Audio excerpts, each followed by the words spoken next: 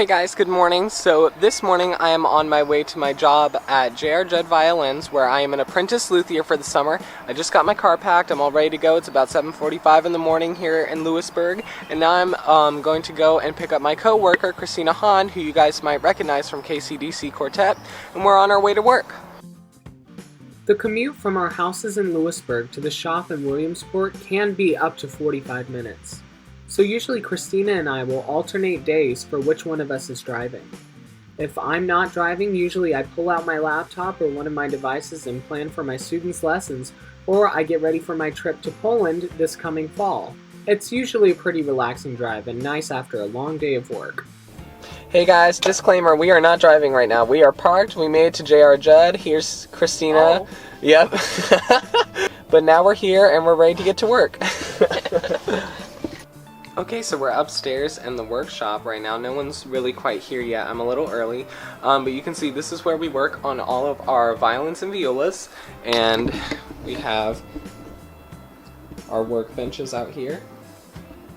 And here's mine. I'm a little busy right now, so mine's a little crowded. I promise it doesn't always look like this, but now I'm ready to put on my schmuck and go down for the morning meeting. So we just got done with our morning meeting. There's my benchmate Josh. Josh is from Westminster College and studies violin for music education. And this morning I'm going to work on some rental violas, and I'll show you a little bit around my bench. Here's just a quick clip of my bench. There are tons of tools, anything you could really ever want. And here's a viola I'm working on right now. And of course the all-important snack drawer.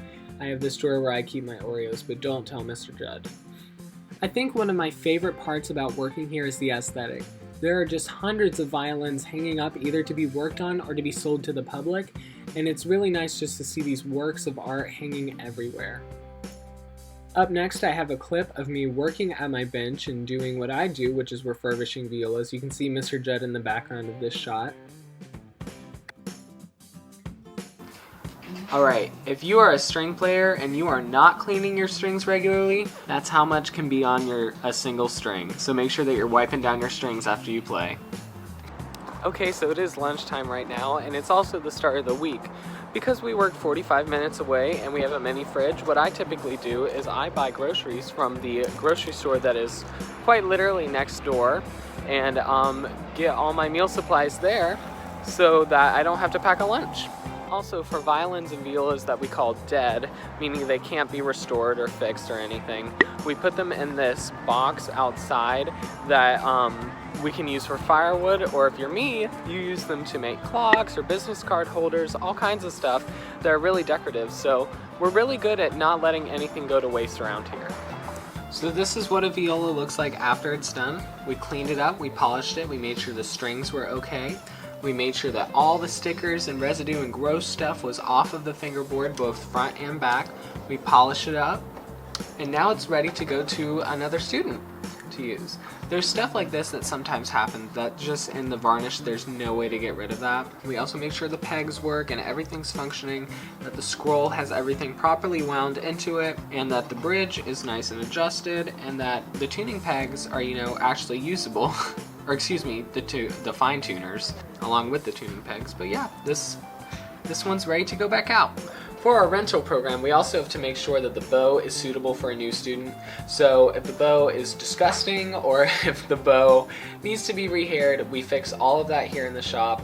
And stuff that we can't fix, we have to get rid of and send back to China so that we can get brand new bows for our new students. You can see this bow is not suitable for a new student because it is very dirty. It also does not have a lot of its hair. You can look at the frog near the ferrule where there's a lot of hair missing. And let's check and see if this bow is too stretched out as well. So that'll be 3 reasons. Actually, it's doing alright. It's not too stretched out, but there's enough going on here that we need to replace this bow. So that's what I'm going to go do right now. A lot of people don't know that these stairs actually lead to our upstairs workshop. I come down here whenever I need to replace a bow or whenever I am allowed to observe or help with a sale. Alright, so I got the new bow. We're going to take it out of the wrapping. We're going to replace this bow. I'll give that to somebody to replace. And now all we have to do is make sure that it is tightly wound, or taut rather. And then I'm going to add some rosin to the bow, and they also have stickers on them, so we need to get that off.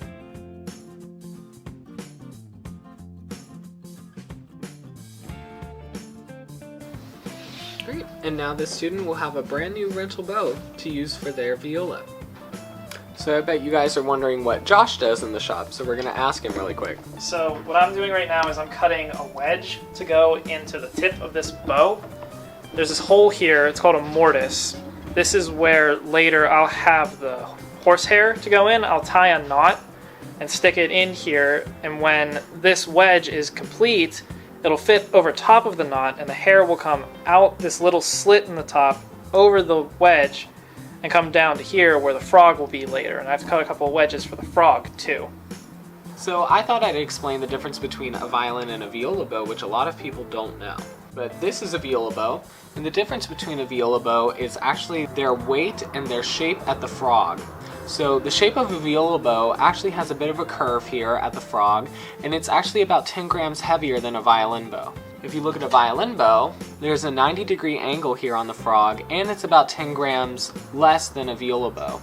So when I'm done with the viola, I actually have to go put it away in storage, but sometimes I come and say hi to Christina, whether she's expecting it or not.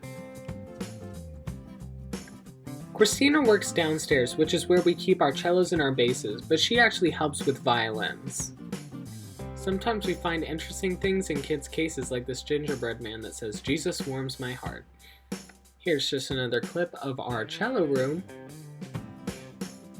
And now we're back to work on some more rental violas. Right now what I'm doing is I'm taking down all the strings so that I can see the viola for itself. So the only thing I haven't really taken off is the chin rest, because it's not necessary, because it's undamaged and it's going to do great for another kid. I can now see all the dirt and grime that's on the viola and stuff that we have to get rid of. I'm also going to take off all the tapes, because not every teacher uses tape, so it's not always useful to keep the tapes on. Aside from that, it just makes the viola kind of yucky. Now that everything is off of the viola, I'm going to wipe the viola down. We have to make sure that we get under the fingerboard, and we have to make sure that we get all around the viola. After we do that, it's time to apply some steel wool to the fingerboard so that we can smooth everything down, especially from where there were tapes before.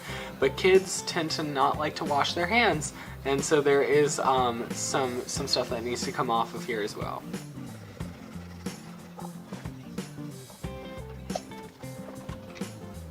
Now that that part's done, all we have to do is take a little bit of pencil and we lubricate the nut and make sure that everything fits well with the strings. We make sure the pegs are also nicely lubricated, because it would stink if a kid couldn't turn their pegs to tune their instrument.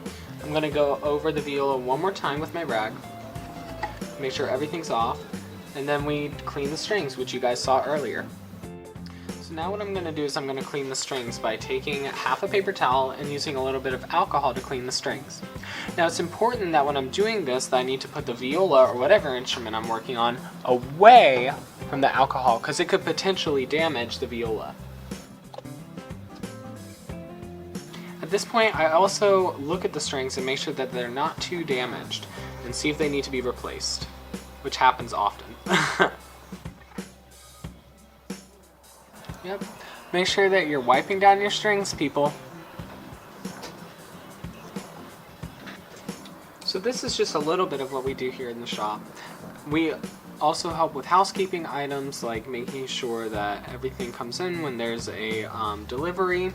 We also, I got the chance to help sell a viola the other day, which was really cool, because I get to learn all the different types of violas and what makes them different and all sorts of stuff. Mr. Judd, the runner of the shop here, also makes sure that we are learning as well as working, so he always has something new to share with us about every day. So sometimes the holes in the pegs are not centered, so we actually have to make sure that they are centered, because otherwise the string won't wind properly. So I'm just gonna center it up, put a hole in there. So so I know where to go. Then I'll be right back right after I make a hole. Okay, so a hole has been made. So we're just gonna go back, put it back in, and now I can wind the strings properly.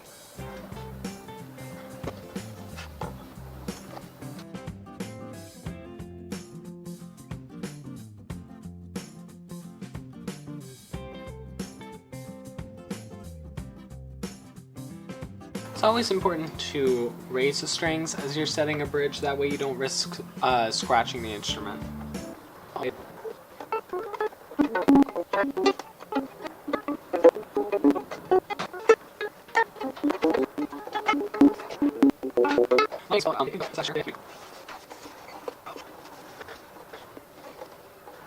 Good, so I didn't see any white spots, so that means that I don't have to touch this one up.